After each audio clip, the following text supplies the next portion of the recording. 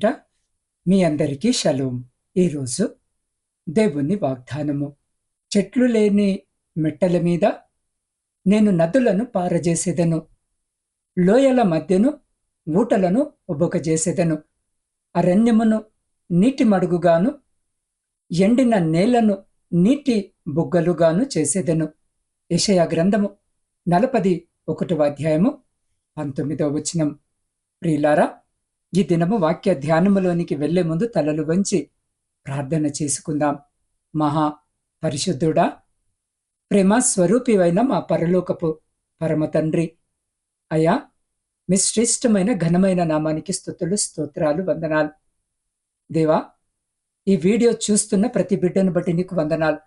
ఎవరైతే గుండె భారముతో, కన్నీటితో, ఆశ నిరాశల మధ్య ఈ వాక్యాన్ని వింటున్నారో, దేవా, వారి హృదయాలను మీ ఆత్మ ద్వారా తాకండి.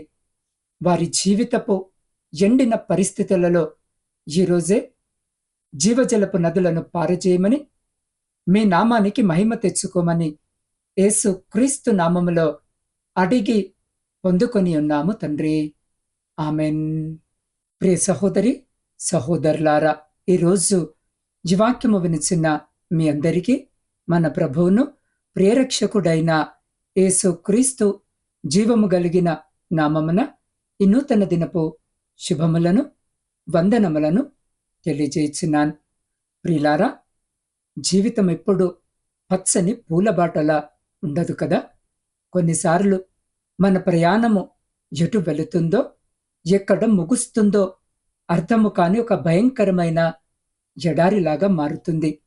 ఎంత కష్టపడినా ఫలితము శూన్యముగా అనిపిస్తుందా?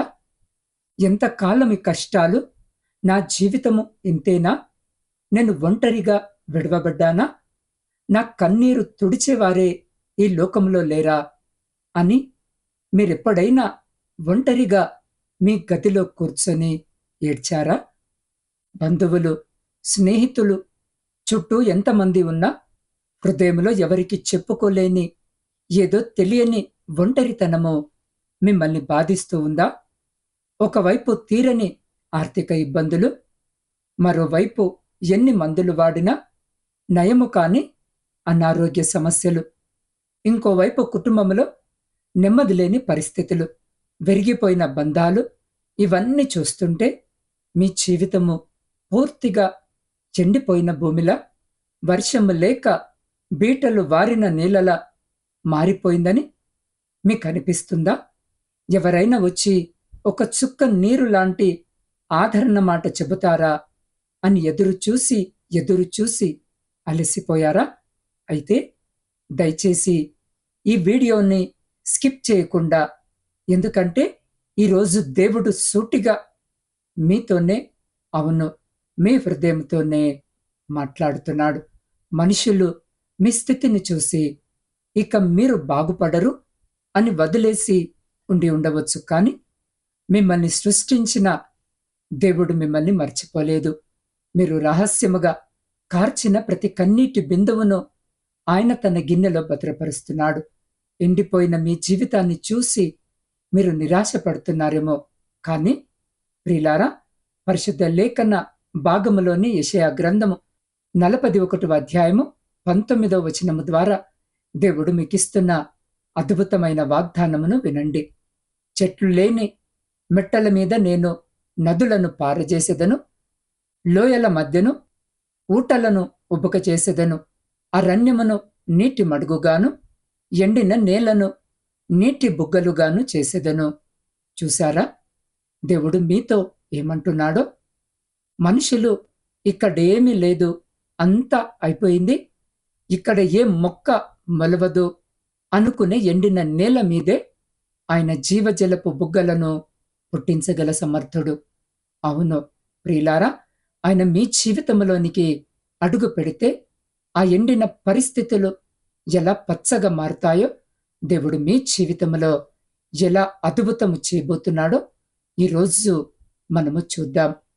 ప్రియులారా, పరిశుద్ధ లేఖన భాగములో ఆది కాండము 21వ అధ్యాయములో ఒక తల్లి పడిన వేదన, ఆమె ఎదుర్కొన్న ఎడారి లాంటి పరిస్థితి చూస్తే ఈరోజు మీరు పడుతున్న బాధకు ఒక జవాబు దొరుకుతుంది. అబ్రహాము ఇంటి నుండి పంపించి వేయబడిన హాగరు తన చిన్న బిడ్డ ఇష్మాయేలును పట్టుకొని భుజము మీద ఒక చిన్న నీళ్ల తిత్తి వేసుకొని బెహేర్షెబా అరణ్యములోనికి ఒంటరిగా అడుగుపెట్టింది. చుట్టూ చూస్తే భయంకరమైన ఎడారి, తల మీద మండుతున్న సూర్యుడు, కనీసము నీడ కోసము ఒక చెట్టు కూడా సరిగ్గా లేని భయంకరమైన పరిస్థితి. కొన్ని గంటలు గడిచాయి.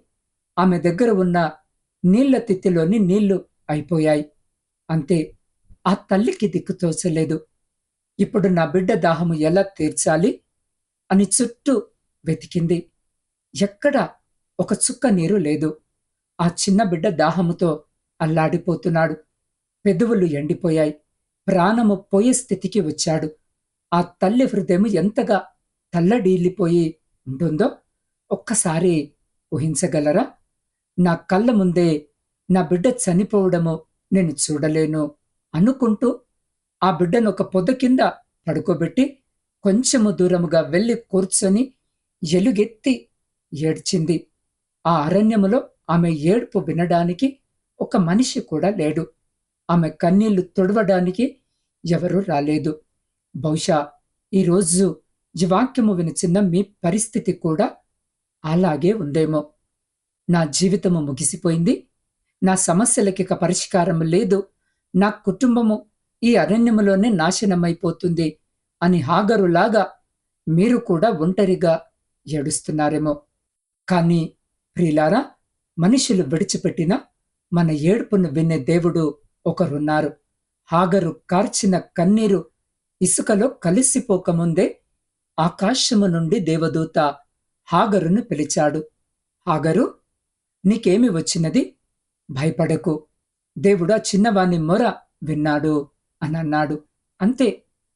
ఎప్పుడైతే దేవుడు ఆమె కన్నులు తెరిచాడో, ఎక్కడ ఒక చుక్క నీరు లేదనుకున్న ఆ భయంకరమైన ఎండిన అరణ్యములో దేవుడు ఒక నీటి ఊటను సృష్టించాడు. ఆ తల్లి పరిగెత్తుకుంటూ వెళ్ళి తన బిడ్డ దాహాన్ని తీర్చుకుంది. వారి ప్రాణాలు నిలబడ్డాయి. దేవుడు ఆ బిడ్డకు తోడై ఉన్నాడు. గమనించారా? మనుషులు చూసేది కేవలము ఎడారిని మాత్రమే. కాని దేవుడు ఆ ఎడారిలోనే జీవజలపు బుగ్గలను చూడగలడు, సృష్టించగలడు. హాగరు ఎక్కడైతే తన బిడ్డ చనిపోతాడు అని భయపడిందో, ఏ అరణ్యము ఆమెను మింగివేస్తుందని అనుకుందో, అదే అరణ్యములో దేవుడు అద్భుతము చేశాడు.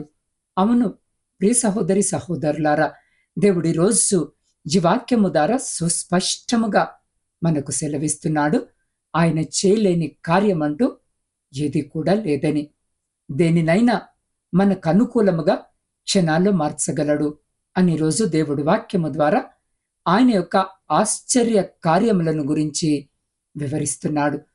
దేవుడి వాక్యమును ఎందుకు సెలవిస్తున్నాడు అనంటే, ఒకానొక సమయములో ఇశ్రాయేలు దేవుని జనాంగముగా పిలువబడుతున్న యూదులైన వారు వారి యొక్క జీవితాలలో ఆశలు కోల్పోయి, ఇక మా పని అయిపోయింది, మమ్మల్ని రక్షించేవారు ఎవరు లేరు, ఇక మేము నాశనమైపోతాము అనుకునే సమయములో దేవుడు వారిలో ధైర్యమును నింపుటకు ఈ యొక్క మాటల ద్వారా వారిని బలపరిచాడు.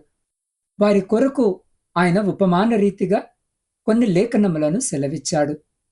దీన దరిద్రులు నీళ్లు వెతుకుచున్నారు, నీళ్లు దొరకక వారి నాలుక దప్పిచేత ఎండిపోవచ్చున్నది. యెహోవా అను నేను వారికి ఉత్తరమిచ్చెదను, ఇశ్రాయేలు దేవుడనైన నేను వారిని విడనాడను. ఎవరూ లేనటువంటి వారు, ఏ ఆధారము లేని ప్రజలు వారి దప్పిక కోసము నీటిని వెతుకుతున్నట్లు మీ స్థితి కూడా ఉన్నదేమో. ఏమీ దొరకక మీ నాలుక నీరు లేక ఎండిపోతున్నదేమో. మీరు ఆశలైతే వదులుకోవచ్చేమో, కాని మీ దేవుడనైన నేను మాత్రము మిమ్మల్ని విడిచిపెట్టను అని వారికి సెలవిచ్చాడు. ఈ రోజున ఈ వాక్యము వినిచున్న నీవు కూడా ఏ సహాయము లేక, ఎవరి తోడు లేక, ఏ వ్యక్తి యొక్క అండదండలు లేక నీవు జరిగించాలి అనుకున్న పని కోసము నీ యొక్క జీవన పోరాటమును సాగిస్తున్నావేమో. ఎన్నిసార్లు ప్రయత్నము చేసినా నీకు నిరాశే మిగులుతుందేమో. నీవు ఆశలు కోల్పోయిన వ్యక్తివిగా ఉన్నావేమో. అయితే ప్రభు నీకు కూడా ఉత్తరమివ్వబోతున్నాడు. నీ దేవుడైన పరమ తండ్రి ఈ లోకము నిన్ను విడిచినా ఆయన మాత్రము నిన్ను విడవనని అంటున్నాడు. ప్రియ సహోదరి, సహోదరుడా, దేని కొరకు ఇంతవరకు ఎదురు చూసి అలసిపోయావు? నీ ఉద్యోగము కోసమా? నీ భర్త లేదా నీ భార్యల మార్పు కోసమా? నీ సంతానము కోసమా? నీ ఆరోగ్యము కోసమా? నీకున్న గొడవల నుండి పరిష్కారము కోసమా? దేనికోసము నువ్వెదురు చూసి అలసిపోయావు? నిన్ను ఈ లోకమే తృణీకరించిన, నీ సొంత వారే నీకు సహాయము చేయనప్పటికీ నిన్ను బాగు చేయడము నా వల్ల కాదు అనే డాక్టర్లే చేతులెత్తేసినప్పటికీ, ఎవరు నీకు సహాయం చేయడానికి ముందుకు రానప్పటికీ దేవుడు మాత్రము నిన్ను విడవలేదు. ఆయన నీకు తప్పక సమాధానం ఇవ్వబోతున్నాడు. అయితే దేవుడు చేసే కార్యము ఎలా ఉండబోతుంది అంటే, బైబిల్ లేఖనముల ద్వారా ఆయన సెలవిస్తున్నాడు. జనులు చూచి యెహోవా హస్తము ఈ కార్యము చేసెనని, ఇశ్రాయేలు పరిశుద్ధ దేవుడు దీన్ని కలుగజేసెననియో తెలుసుకొని నమస్కరించి స్పష్టముగా గ్రహించున్నట్లు చెట్లు లేని మెట్టల మీద నేను నదులను పారజేసేదను, లోయల మధ్యను ఊటలను ఉబ్బకజేసేదను, అరణ్యమును నీటి మడుగుగాను ఎండిన నేలను నీటి బుగ్గలుగాను చేసేదనని. అవును ప్రియ సహోదరి, సహోదరుడా, మామూలుగా ఏదో సాదా సీదాగా నీ జీవితంలో కార్యం జరిగింది అనుకో, ఎవరు గుర్తిస్తారు? ఎవరు గుర్తించరు కదా. నీ జీవితంలో దేవుడు చేయబోయే ఆశ్చర్య కార్యము ఎలా ఉండబోతుంది అంటే, నీ తోటి వారు అన్యజనులు నిన్ను త్రోసివేసిన వారి ఆ కార్యాన్ని చూసి ఇది వారి దేవుడే చేశాడు అని చెప్పుకునేలాగున నీ జీవితంలో దేవుడు అద్భుతమును జరిగిస్తాడు. అవును ప్రియ సహోదరి, సహోదరుడా, మామూలుగా నదులు చెరువులు ఉన్న ప్రాంతంలోనే మనకు కొన్నిసార్లు ఎంత తవ్వినా నీరు రాదు. 100 అడుగుల పైన బోరు వేస్తే కాని మనకు నీటి జాడ దొరకదు. ఇక ఎడారిలాగా మారిపోయిన ఎండిపోయిన నేలను గురించి ప్రత్యేకంగా చెప్పాల్సిన అవసరం లేదు.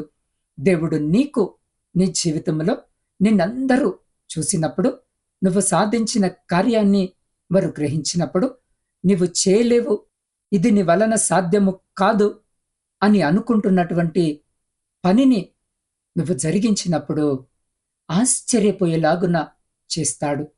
ఇది దేవుడు తప్ప ఇంకెవరు చేయలేరు అని వారు మాట్లాడుకునేలా దేవుడు నీ పట్ల అద్భుతాన్ని జరిగిస్తాడు.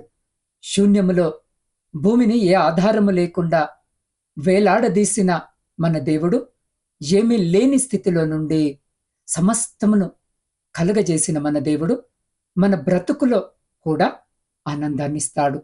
ఈ రోజున ఎండిపోయిన బీడు భూమి వంటి నీ యొక్క బ్రతుకులో నీటిని చూడటము అసాధ్యం అనుకుంటున్నావేమో.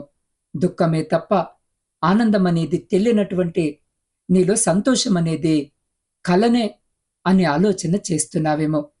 చీకటిమయమైపోయిన నీ జీవితంలో వెలుగు ప్రకాశించడము అద్భుతమే అనుకునేంతగా నీవు కృంగిపోయావేమో. ప్రియ సహోదరి, సహోదరుడా, ఈరోజు వాక్యము ద్వారా ఆ దేవాతి దేవుడు నీతో నాతో నేరుగా మాట్లాడుతున్నాడు. నేను ఉన్నాను, నీవు ఊహించలేని గొప్ప కార్యాన్ని నేను జరిగిస్తాను. నువ్వు ఏ విషయమైతే కాదు, చేయలేను అని భయపడుతున్నావో, బాధపడుతున్నావో ఆ విషయాన్ని నేను నీలో ఆశ్చర్యకరముగా జరిగించి నలుగురిలో నాకున్నటువంటి మహిమను నిరూపిస్తాను అని అంటున్నాడు. మన దేవుడే నిజమైన దేవుడు, జీవము కలిగిన దేవుడు అని అందరికీ నిరూపించడానికి దేవుడు తప్పకుండా మన జీవితంలో తన మహిమను చూపుతాడు, మనల్ని అవమానపరచడు. అవును ప్రియ సహోదరి, సహోదరుడా, ఈరోజు జీవాక్యము వినిచిన నీ పరిస్థితి కూడా హాగరులాగా ఉందా? భయపడకు. నీవు సేవిస్తున్నది సాధారణ దేవుణ్ణి కాదు, శూన్యములో నుండి సృష్టిని చేసిన దేవుడు అయిన నీ దేవుడు ఎండిన నేలను నీటి బుగ్గలుగా మార్చబోతున్నాడు. మనుషులు నీ జీవితాన్ని చూసి ఇక వీరు పైకి రాలేరు అని నవ్వుకోవచ్చు. కానీ అదే మనుషుల సాక్షిగా నీ జీవితంలో సంతోషపు నదులను పారజేయడానికి దేవుడు సిద్ధముగా ఉన్నాడు. నీ కన్నీరు వృధా పోదు. నీ అరణ్య రోదనకు జవాబు రాబోతుంది. అవును ప్రియ సహోదరి, సహోదరుడా, ఈరోజు ఒక చిన్న తీర్మానము చేసుకుందామా? నీ ఎండిపోయిన జీవితాన్ని, నీ బాధలను, నీ కన్నీళ్లను యేసయ్య పాదాల చెంత పెట్టు. ప్రభువా, నా జీవితం ఎండిపోయిన భూమిలా ఉంది. నా పాపాలను క్షమించు. నాలోనికి రా, నన్ను కడుగు, నాలో జీవజలపు నదులు పారజేయి అని ఆయనను అడుగు. ఆయన నిన్ను ఎంతగానో ప్రేమిస్తున్నాడు. ఈ క్షణమే నీ హృదయాన్ని యేసయ్యకిస్తే ఆయన నీ జీవితాన్ని పచ్చని తోటగా మారుస్తాడు. కాబట్టి ప్రియ సహోదరి, సహోదరుడా, ఈ సమయంలో ఈ వాక్యము వింటున్న నీవు ఉన్న స్థితిలోనే వీలైతే మోకరించి లేదా నిలబడి ఉండి ఆకాశము వైపు నీ 2 చేతులెత్తి నాతో పాటి ప్రార్థనలో ఏకీభవించు. సర్వశక్తిమంతుడా, సర్వోన్నతుడవైన మా ప్రియ పరలోకపు పరమ తండ్రి, మీ శ్రేష్టమైన, ఘనమైన, ఉన్నతమైన నామమును బట్టి స్తుతులు, స్తోత్రాలు, వందనాలను చెల్లించుకొనిస్తున్నాం. దేవా, ఈ క్షణంలో ఈ ప్రార్థనలో ఏకీభవిస్తున్న ప్రతి ఒక్కరిని దీవించండి. ఎవరైతే తమ జీవితము ఎండిపోయిందని ఏడుస్తున్నారో వాగ్దానము చేసిన దేవా, ఈరోజే వారి మెట్టల మీద నదులను పారజేయండి. వారి ఆర్థిక, ఆరోగ్య, కుటుంబ అరణ్యాలను నీటి మడుగులుగా మార్చండి. రేపటి ఉదయము మరొక నూతన ఆశతో, అద్భుతముతో నిద్ర లేచుదురుగాక. వారి కన్నీరు ఆనంద బాష్పాలుగా మార్చునుగాక. అవును తండ్రి, నువ్వేదైనా చేయగల దేవుడవు. కాబట్టి రోజు నీ పాద సన్నిధికి వస్తూ ఉండగా ప్రతి బిడ్డని జ్ఞాపకము చేసుకోండి. ప్రత్యేకముగా క్యాన్సర్ వ్యాధి చేత బాధింపబడుతున్న బిడ్డల్ని జ్ఞాపకం చేసుకోండి. గుండె సంబంధిత వ్యాధుల చేత బాధపడుతున్న బిడ్డల్ని జ్ఞాపకం చేసుకోండి. పక్షవాతముతో బాధపడుతున్న బిడ్డల్ని జ్ఞాపకం చేసుకోండి. కిడ్నీ సమస్యలతో బాధపడుతున్న బిడ్డల్ని జ్ఞాపకము చేసుకోండి. అంధకార సంబంధమైన శక్తుల ద్వారా పీడింపబడుతున్న బిడ్డల్ని జ్ఞాపకం చేసుకోండి. అల్సర్తో బాధపడుతున్న బిడ్డల్ని జ్ఞాపకము చేసుకోండి. దేవా, హెచ్ఐవి చేత బాధపడుతున్న బిడ్డల్ని జ్ఞాపకం చేసుకోండి. ఒంటరితనముతో బాధపడుతున్న బిడ్డల్ని జ్ఞాపకము చేసుకోండి. మూర్ఛ వ్యాధి చేత బాధింపబడుతున్న బిడ్డలను జ్ఞాపకము చేసుకుని మా కొరకు గాయపడిన మీ పరిశుద్ధమైన హస్తముతో తాకి శీఘ్రమైన స్వస్థతను, మంచి ఆరోగ్యమును బిడ్డలకు దయచేయమని వేడుకుంటున్నాం. దేవ, ప్రాముఖ్యముగా కుటుంబ పోషణకై కుటుంబాలను వదిలి పరాయి దేశములో కష్టపడి పని చేసుకుంటున్న ప్రతి బిడ్డను జ్ఞాపకం చేసుకోండి నాయనా. వారి చేతుల కష్టార్జితాన్ని ఆశీర్వదించండి అయా. అక్కడ స్వేచ్ఛగా పని చేసుకున్నటకు కావలసిన అనుమతులు లేక, అకామాలు రాక, వేదనతో కన్నీటితో మీ వైపు చూస్తున్న ప్రతి బిడ్డకు అకామాను దయచేయండి తండ్రి. అక్కడ బాధపడుతున్న, హింసింపబడుతున్న ప్రతి బిడ్డను కాపాడి సంరక్షించండి దేవా. బిడ్డల చోట ఒంటరిగా ఉంటుండగా ఎలాంటి చెడ్డు సహవాసాల జోలికి బిడ్డలు వెళ్లకుండా వారి చుట్టూ కంచె వేసి వారిని, వారి కుటుంబాలను మీ కృపలో భద్రపరచండి. ప్రపంచంలో శాంతిని, సమాధానాన్ని కలిగించి విడిపోయిన, విచ్ఛిన్నమైన ప్రతి కుటుంబాన్ని తిరిగి కట్టుమని వేడుకుంటున్నాం దేవ. ప్రాముఖ్యముగా నాత్మీయ కుటుంబ సభ్యులందరినీ మీ పరిశుద్ధ పాదాల చెంతకు తీసుకొని వస్తుండగా ఈ దినము వారి ప్రతి ప్రార్థన విన్నపాన్ని మీరు ఆలకించి అంగీకరించి వారి ప్రతి న్యాయమైన కోరికకు సమాధానము దయచేసి మీ ఆకాశపు వాక్యములను విప్పి సమృద్ధికరమైన దీవెన ఆశీర్వాదాల చేత బిడ్డల జీవితాలను, కుటుంబాలను దీవించి ఆశీర్వదించి తృప్తిపరిచి మీరే ఘనత, మహిమ, ప్రభావాలు పొందుమని మా ప్రభువును, మీ ప్రియకుమారుడైన యేసుక్రీస్తు మహిమ కలిగిన నామమున ప్రార్థించి స్తుతించి అడిగి పొందుకొని ఉన్నాము తండ్రి. ఆమెన్. ప్రియ సహోదరి, సహోదరుడా, ఈ వాక్యము మీకు ఆదరణ కలిగించి ఉంటే లైక్ చేయండి. కన్నీటితో ఉన్న వారికి షేర్ చేయండి. దేవుని వాక్యము కోసము నా ఛానల్ని సబ్స్క్రైబ్ చేసుకోండి.